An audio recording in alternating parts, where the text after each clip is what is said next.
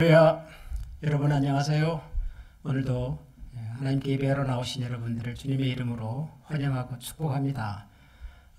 이미 인사를 나누셨겠습니다만은 우리 말씀을 듣기 전에 다시 한번 옆에 계신 분들하고 한번 같이 인사하겠습니다. 안녕하세요. 잠자러 오셨습니다. 좋은 주일 아침입니다. 반갑습니다. 우리가 그리스도 안에서 한 가족이지 않습니까? 가족을 일주일 만에 한번 만났는데 좀 반가운 마음으로 서로 인사하고 격려하면 좋겠습니다. 다시 한번 더 서로 인사하겠습니다. 주님의 이름으로 축복합니다. 반갑습니다. 여러분 반갑습니다. 저는 지금 우리 교단 소속인 알칸사 제1장로교회에 와 있습니다. 이 알칸사 제1장로교회는 알칸사주 리틀락이라고 하는 도시에 있는 우리 교단 교회 중에 하나인데요. 제가 지난 금요일 저녁부터 이 교회 설립 기념을 하는 집회를 인도하고 있습니다. 사실은 알칸사 제1장로교회에서 설립 기념 집회에 한번 와 주십시오. 말씀을 한번 나눠 주십시오. 그런 부탁을 3년 전부터 받았습니다. 그런데 그동안에는 제가 찾아갈 수가 없어서 솔직히 말하면 제가 어디 집회 가서 말씀을 전할 만한 그런 실력이 있는 목사가 아니라는 걸 제가 잘 알고 있기 때문에 좀 어렵다고 말씀을 드렸었고, 사실 더 중요한 이유는 가능하면 저는 주일은 우리 한미교회 장로님들과 성도님들과 함께 예배를 드리고 싶습니다. 목사가 말씀 전할 수 있는 기회가 그렇게 많지 않은데 주일만큼은 여러분들과 함께 예배드리고 말씀을 나누는 것이 그게 중요하다. 또 그것이 제가 목사로서 해야 될 가장 중요한 또 역할이다. 그런 생각이 들어서 가능하면 주일에는 다른 지역이나 교회를 방문하는 것을 삼가하고 있었습니다. 그런데 이번 이 알칸사 제1장로교회에서는 매년 이렇게 요청을 해주셔서 이번에는 거절하기가 좀 어려워서 방문을 하게 되었습니다. 저는 오늘까지 말씀을 전하고 집회를 인도하고 내일 우리 클리블랜드로 다시 돌아가게 될 것 같습니다.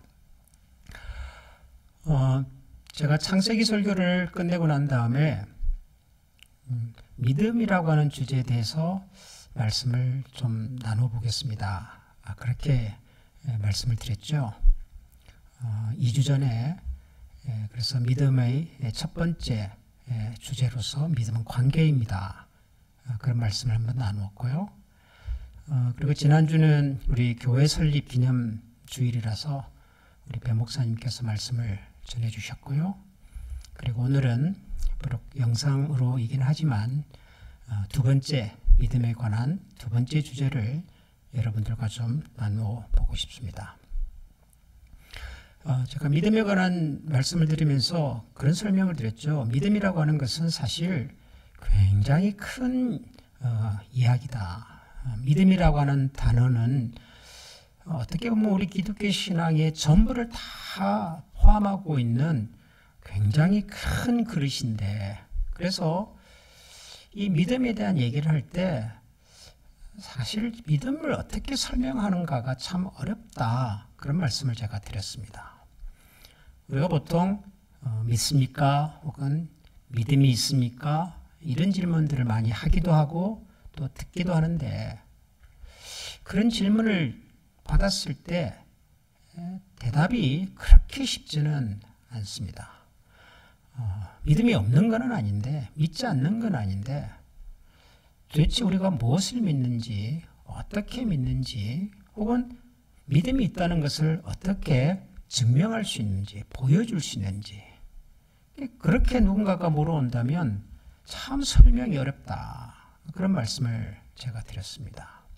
믿음이라고 하는 것이 너무 큰 이야기다 보니까 그중에 단편적으로 뭔가 하나를 가지고 믿음을 설명하기가 쉽지 않아서 그렇습니다. 그래서 종종 기독교 이단들 중에는 이런 틈새를 노리고 예수 믿는 분들을 찾아와서 아주 교묘한 방법으로 믿음을 왜곡하고, 그래서 마치 우리가 믿음이 없는 사람인 것처럼, 우리가 가진 믿음의 기초나 시작이 잘못된 것처럼 그렇게 왜곡시켜서 우리를 엉뚱한 길로 이끌어가는 그런 이단들이 꽤 많다. 그런 말씀도 제가 드렸죠.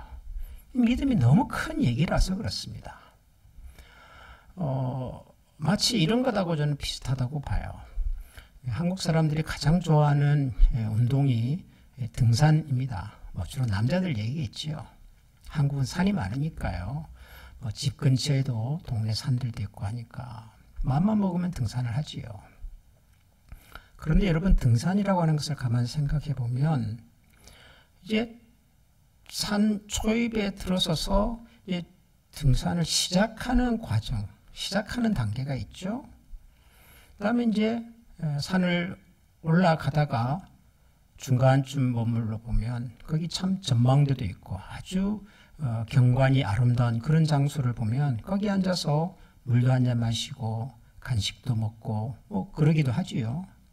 그렇게 쉬었다가 이제 마지막에는 그 산의 정상에 오릅니다. 정상에 오르면 그동안의 수고가 그냥 다 그냥 눈 녹듯이 사라져버리고, 그 상쾌한 바람을 맞으면서, 그리고 산 꼭대기에서 바라보는 산 아래의 그 풍경을 보면서 야, 참 내가 등산하기를 잘했구나, 그런 생각을 하겠지요.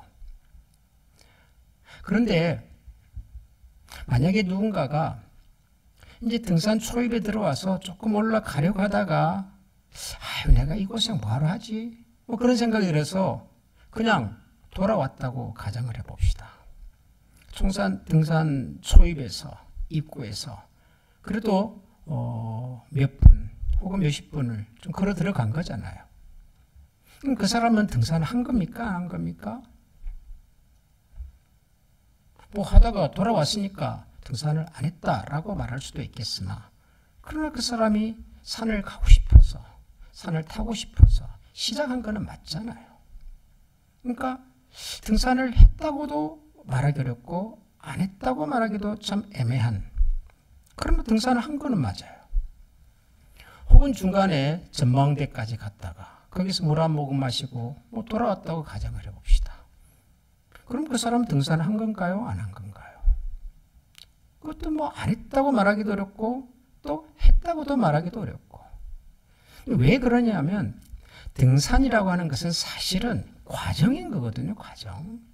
산 초입에 도착을 해서 뭔가 기대하는 마음과 설레는 마음을 가지고 시작을 하고 땀을 흘리고 쉬기도 하고 구경도 하고, 그러다가 정상에까지 가서 그래서 산 아래 광경을 바라보면서 만족스러워하는 이 모든 것들이 사실 등산의 부분이란 말이죠. 그러니까 등산을 시작했냐 안 했냐, 중간까지 갔냐 안 갔냐, 그게 중요한 게 아니라 어려움 속에서도 내가 한번 산을 가보겠다고 하는 그 시작이 저는 존중받아야 된다고 생각을 하고, 그런 의미에서 우리의 이 믿음이라고 하는 것도 사실은 과정인 거거든요. 이게 마치 등산에서 산의 정상에 올라가듯이 믿음이라고 하는 신앙의 이 결단과 삶을 통해서 목적지까지 가는 모든 과정을 통틀어서 우리는 그것을 믿음이라고 말할 수가 있는 거죠. 근데 그 시작은 뭐겠습니까? 내가 산을 가야 되겠다고 하는 결심 아닙니까? 결심, 결정. 그래서 믿음의 첫 시작은 바로 우리를 향한 하나님의 계획과 하나님의 부르심 앞에 우리 자신들을 맡겨드리는 그런 결정, 그런 결심. 우리를 향하여 손을 내미시는 하나님의 손을 붙들고 그 하나님께 내 인생을 한번 맡겨보겠다고 하는 우리의 신앙적 결단. 이것이 바로 믿음의 시작이다. 그렇게 제가 말씀을 드렸던 것이죠. 하나님의 손을 붙든다, 하나님께 우리의 인생을 맡긴다고 하는 것은 하나님과 우리와의 관계가 시작이 되었다. 하나님과 우리와의 새로운 관계 속으로 이제 내 인생을 하나님 앞에 한번 들여보겠다, 던져보겠다라고 하는 것이죠. 그래서 신앙의 출발은 관계다. 그렇게 말씀을 드렸습니다.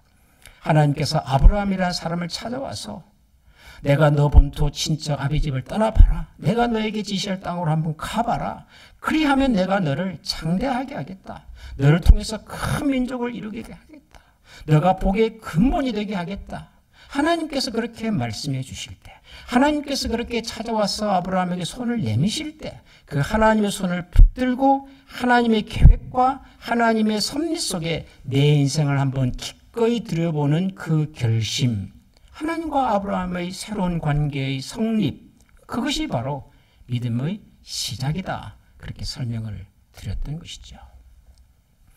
그래서 우리 모두는 제가 여러분 한 분 한 분은 다 엑셀을 통해서 여러분의 속에 있는 것들을 다 볼 수는 없겠으나 적어도 이 자리에 앉아 계신 여러분들은 저는 그렇게 믿습니다. 우리 모두는 하나님의 관계 속에 들어온 사람들, 우리를 향한 하나님의 계획과 나를 향한 그분의 섭리 속에 내 인생을 한번 맡겨보기로 약속하고 결정한 사람들, 우리는 그런 사람들이라고 저는 믿습니다. 믿으시죠? 예, 우리는 하나님과의 관계 속에 들어와 있는 사람들입니다. 자, 그렇다면 하나님과의 관계 속에 들어와서 이 믿음의 여정을 시작한 우리들이 해야 할 두 번째 단계는 뭘까요? 두 번째. 오늘 제가 여러분들과 나누고 싶은 내용입니다. 우리가 믿음이 시작이 되었는데 하나님과의 관계가 형성이 되었고 그 관계 속에 들어온 사람들인데, 그렇다면 그런 우리가 이제 살아가면서 해야 하는 믿음의 두 번째 단계는 뭘까 하는 것이죠. 그것은 바로 우리가 믿음으로 사는 것입니다. 믿음이라고 하는 하나님이 우리에게 주신 이 은혜와 선물을 활용해서 사는 것입니다. 믿음으로 사는 것. 믿음으로 산다고 하는 것은 하나님이 우리에게 주신 이 믿음이라는 하는 선물을 구체적으로 사용하는 것입니다. 활용하는 것입니다. 그 믿음이 가지고 있는 능력과 신비함을 우리가 알아가는 것입니다. 경험하는 것이고 그것을 통해서 믿음 안에 있는 하나님의 엄청난 축복을 우리가 누리면서 살아가는 것입니다. 믿음을 활용한다, 믿음으로 산다는 말이 뭔가? 저는 이것이 오늘 우리가 읽은 이 히브리서 11장 6절에 있는 이 구절 속에 들어있는 이 내용이라고 저는 생각을 합니다. 히브리서 11장 6절을 제가 다시 한번 읽겠습니다. 하나님이 없이는 하나님을 기쁘시게 하지 못하나니 하나님께 나아가는 자는 반드시 그가 계신 것과 또한 그가 자기를 찾는 자들에게 상 주시는 이심을 믿어야 할지니라. 믿음이 없이는 하나님을 기쁘시게 하지 못하는데, 그러면 믿음이 있다면 어떻게 해야 되냐? 그 얘기인 거죠. 믿음이 있다면 두 가지 중요한 얘기를 합니다. 첫째, 반드시 그가 계신 것을 아는 것. 그가 계신 것을 믿는 것. 두 번째는 그를 찾는 자들에게는 반드시 상을 주시는 분이라는 사실을 믿는 것. 믿음이 뭐냐? 믿음으로 산다는 게 뭐냐? 믿음을 활용한다는 것이 뭐냐라고 하는 질문에 성경은 이렇게 대답하는 거죠. 첫 번째, 믿음으로 산다고 하는 것은 하나님이 계시다는 사실을 믿는 것이다. 하나님이 계시다는 사실. 여러분, 이게 무슨 말일까요? 믿음을 시작을 했는데 하나님과의 관계 속에 들어왔는데 그런 믿음이 형성된 거잖아요. 우리에게 믿음이 있는 거잖아요. 믿음이 있다는 말은 내가 하나님이 계시다는 것을, 하나님을 믿는다는 얘기인데, 그런데 다시 여기서 믿음이 없이는 하나님을 기쁘시게 할 수 없고 대신에 믿음이 있다면 라고 말하면서 하나님이 계신 것을 믿어야 된다. 이건 또 무슨 얘기일까요? 이미 했던 얘기를 또 반복하는 것처럼 들리지 않습니까? 하나님이 계시다는 것을 믿는다. 이게 무슨 말일까요? 여러분, 저나 여러분들이 이 세상을 살아가면서 우리는 믿는 사람들인데, 하나님을 믿고 사는 사람들인데, 그럼에도 불구하고 종종 우리의 믿음이 흔들릴 때가 있지 않습니까? 내가 가진 믿음의 기초가 흔들리는 것 같은 느낌을 받을 때가 있지 않습니까? 그때 찾아오는 첫 번째 질문이 뭐던가요? 정말 하나님이 계셔?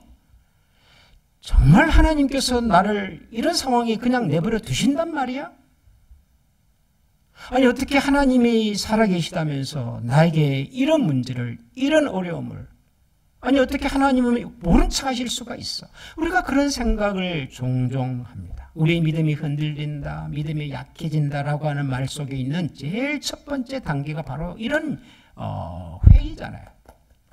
이런 혼란스러움이잖아요. 하나님이 계셔? 아니 하나님이 계시다면 어떻게 이런 일이 나한테? 우리가 그런 생각을 굉장히 많이 합니다. 그리고 어떤 의미에서는 사탄이 우리 믿는 사람들을 흔들어 놓고 시험하는 가장 첫 번째, 가장 강력한 무기가 사실은 이거잖아요. 야, 하나님이 계시지 않아? 하나님이 계시다면 어떻게 이런 일이 일어나겠어? 그런 거잖아요. 예수님께서 공적인 사역을 시작하시기 전에 광야에서 사탄의 시험을 받습니다. 세 가지 시험을 받잖아요. 저 성전 꼭대기에서 뛰어내봐라. 나에게 절을 해봐라. 돌로 떡을 만들어 봐라. 그러잖아요. 그런데 이런 사탄의 이 시험의 핵심이 뭐냐 그러면은, 야, 네가 하나님의 아들이라면, 하나님이 정말 너를 보냈다면 하나님 너를 그냥 내버려 두시겠냐? 하나님 뭔가를 하실 거다 라는 말을 통해서 하나님과 예수 그리스도와의 관계를 흔들어 놓는 거란 말이죠. 물론 예수님에게는 가당치 않는 시험입니다만은 사탄이 예수님에게도 그랬고 우리 그리스도인들에게 던지는 가장 첫 번째 도전과 시험은 하나님이 안 계셔. 하나님 계시다면 이럴 수가 없어. 너의 인생에 이런 문제가 있는 걸 보면 하나님은 너의 관심이 없어. 라는 유혹이란 말이죠. 이해가 되십니까? 그래서 우리가 흔들려요. 정말 하나님이 안 계시나? 정말 하나님은 모르고 계시나 이 상황을? 내가 얼마나 힘들고 고달픈지를 하나님 관심이 없단 말인가? 그런데 성경은 바로 그런 순간에 우리가 처할지라도 믿음으로 살아야 한다. 무슨 말이에요? 하나님은 계시다. 하나님은 살아계시다. 세상이 무너지는 것 같고 모든 사람들이 나를 떠나는 것 같고 심지어는 하나님조차도 나에게 눈을 감는 것처럼 느껴질지라도 바로 그 순간, 바로 그 현장에도 하나님은 계시다 라는 사실을 놓치지 말라는 겁니다. 하나님은 계셔요. 그래서 시편 139편을 보면 우리가 지지난주에도 그런 찬양을 드렸잖아요.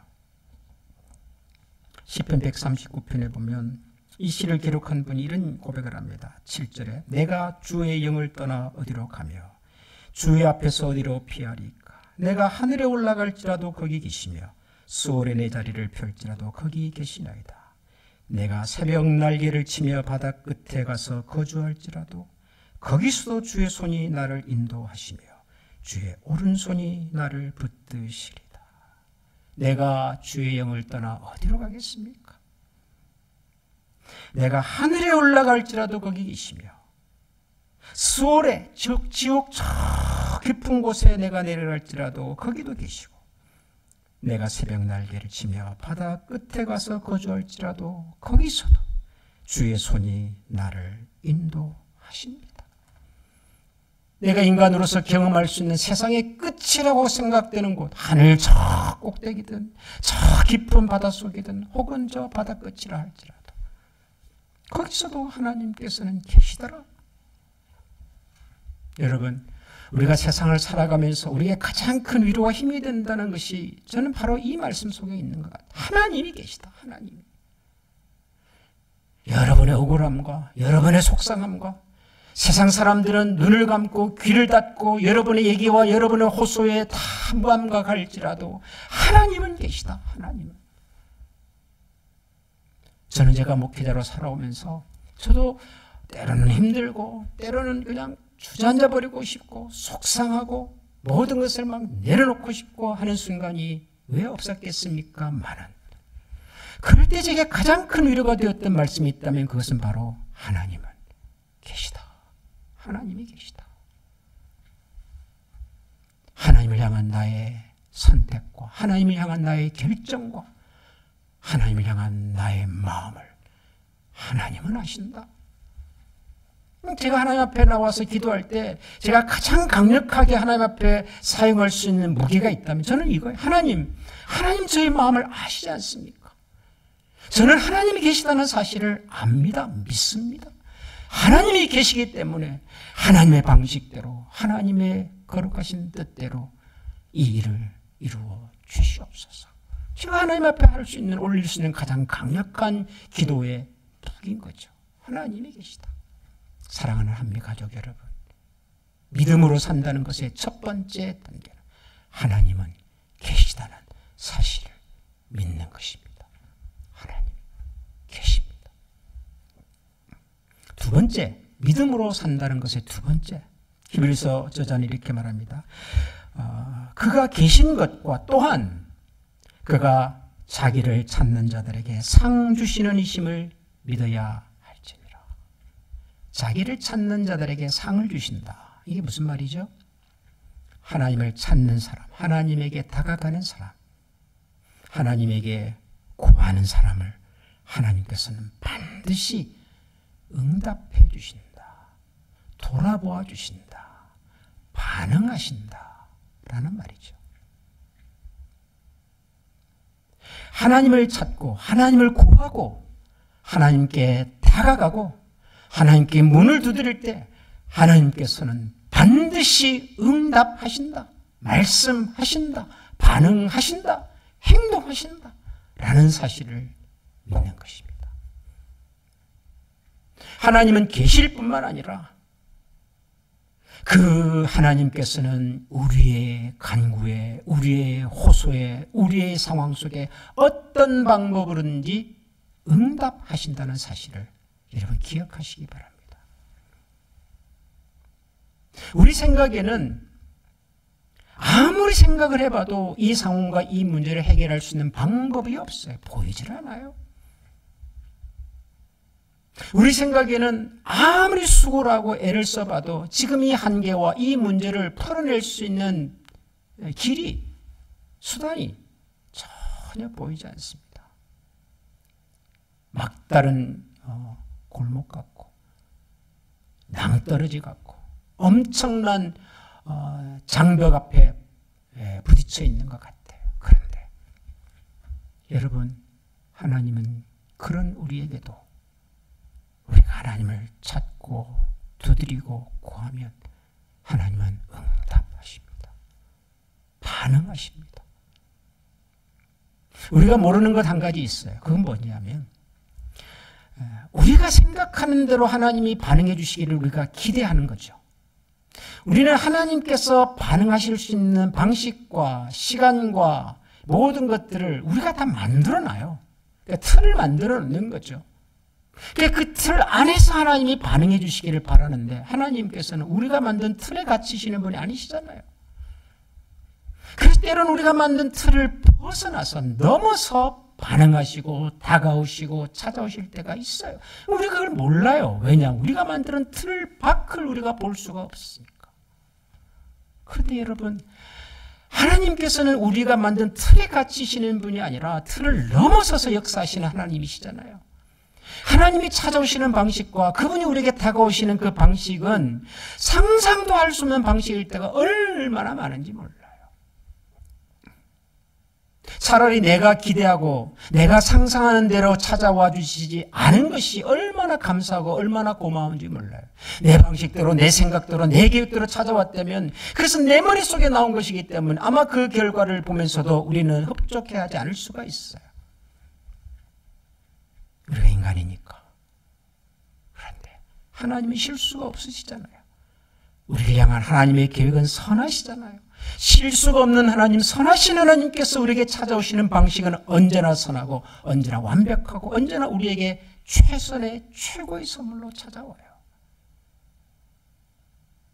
그래서 사도 바울이 이 에베소서에서 이런 말씀을 하셨더라고요. 에베소서 3장에 보면 3장 20절과 21절. 우리 가운데서 역사하시는 능력대로 우리가 구하거나 생각하는 모든 것에 더 넘치도록 능히 하실 이에게 교회 안에서와 그리스도 예수 안에서 영광이 대대로 영원 무궁하기를 원하노라.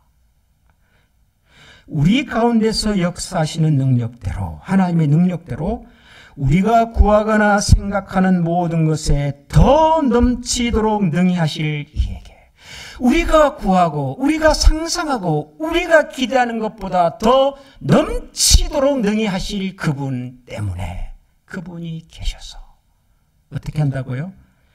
교회 안에서와 그리스도 안에서 영광이 대대로 영원하기를 원합니다. 믿으십니까? 저는 하나님께서 저와 여러분들에게 반응하는 방식이 우리가 기대하는 대로도 찾아오실 때가 있지만, 우리가 기대하고 상상하는 것 이상으로 찾아와 주시는 것이 얼마나 감사하고 얼마나 고마운지 모르겠어요. 우리가 상상하고 우리가 구하는 것보다 더 넘치도록 능히 하실 하나님이 바로 저와 여러분의 하나님이라는 사실을 우리가 믿을 수 있으면 좋겠어요.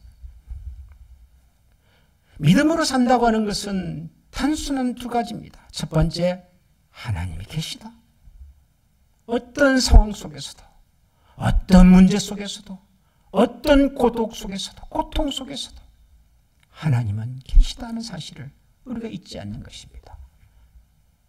두 번째는, 우리가 하나님에게 다가가기만 하면, 우리가 하나님에게 손을 내밀기만 하면 그 하나님은 우리의 손을 붙잡아 주실 뿐만 아니라 우리가 구하는 것에, 우리가 기대하는 것에 반드시 응답하시는 하나님, 그리고 그 응답의 내용과 방식은 우리가 생각하고 상상하는 것보다 훨씬 뛰어난, 훨씬 넘치도록 찾아오시는 하나님, 그분이 바로 우리의 하나님이다라는 사실을 우리가 신뢰하는 것입니다. 믿음으로 사십시다. 믿음으로 살아야 합니다. 여러분에게 하나님이 믿음을 선물로 주셨다면 그 믿음을 항상 우리의 매 순간 우리의 일상 속에서 활용하시면서 사셔야 합니다. 하나님을 신뢰하시고 하나님을 기대하시고 그 하나님께서 우리가 상상하는 것을 넘어서, 우리가 소망하는 것을 넘어서 훨씬 더 풍성하게 넘치도록 채우시는 하나님이 바로 우리의 하나님이신 것을 기억하고, 오늘도 또 우리의 남은 이 신앙의 여정 속에서도 이 하나님의 손을 끝까지 굳게 붙들고 살아가는 우리 모든 한미 가족들이 될 수 있기를 축원합니다. 우리 이제 오늘 주신 말씀을 가슴에 담고 기억하면서 우리 같이 한번 마음을 모아 다 같이 기도하겠습니다. 믿음으로 살아야 합니다. 하나님과의 새로운 믿음의 관계 속에 들어오셨다면 이제부터는 믿음으로 살아야 합니다.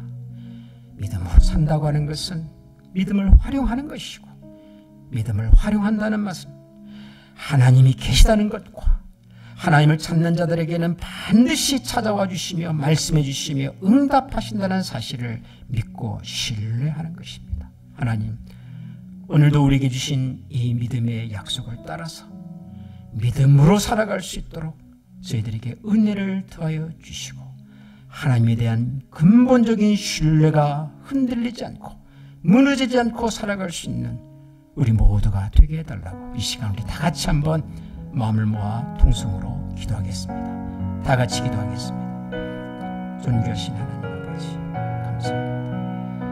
하나님께서 오늘도 우리에게 주신 말씀 우리가 가슴에 새기고 기억하고 하나님의 손을 선물로 주옵소서. 하나님의 말씀 듣고 주옵소서. 하나님의 말씀으로 우리가 힘과 기름으로 살아가서 살아가도록